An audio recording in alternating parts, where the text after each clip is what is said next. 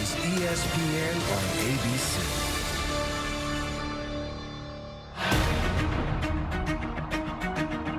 We lost last year to this team, so, we're looking for revenge.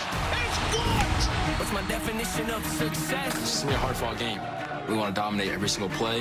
LSU is back. We just want to go out there and prove that. We're going to kick that door in. That's how we play LSU football. This is all we got. 1, 2, 3. Yeah, it's Sunday, prime time.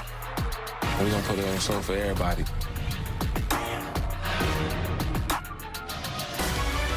A city world famous for leisure, but tonight in Orlando, it's all about business. A collision of playoff contenders, each with 3 national titles in the last 3 decades, each believing they can add to their trophy case this season. Welcome to ESPN College Football Primetime on ABC and the Camping World Kickoff from here in Orlando. SEC, ACC, the Fighting Tigers of LSU, and the Seminoles of Florida State, the Dr. Pepper Championship Drive game of the week. And welcome to Orlando. Chris Fowler, Kirk Herbstreit, Holly Rowe will join us. What we think, on paper anyway, is the most attractive matchup of this first full opening weekend. Can't wait for this. Yeah, this is a game that we thought coming in that, both these teams have big aspirations of what they can accomplish, and what better way than to put them on the field together on a Sunday night to find out who's going to be able to use this game as kind of a springboard into the rest of their season. Yeah, neither team has been the dominant team in their conference, but many expect them to be exactly that this season.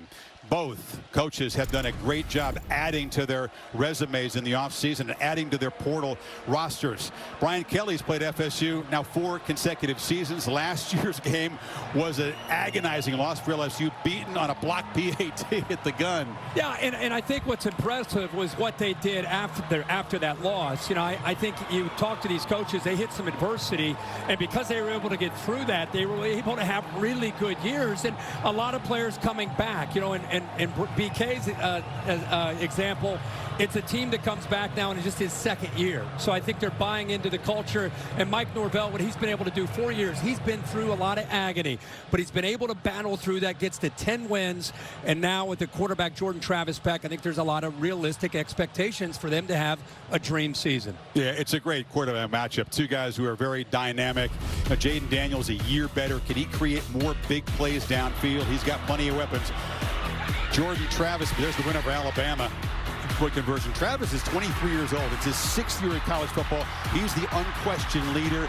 Both these guys able to just wreak havoc on defenses 2 ways, actually. Yeah, and I think that's the thing. I think we're going to take a look tonight at the 2 of the better dual-threat quarterbacks in the country. Jaden Daniels, we saw what he could do in this system.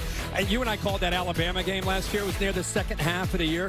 Things seemed to slow down. He was much more familiar with the scheme. Jordan Travis just got better and better and better as a starter. And all of a sudden, you now have these expectations, not just for Florida State, but I think a big part is because of his expectations. He can create. He plays with incredible poise.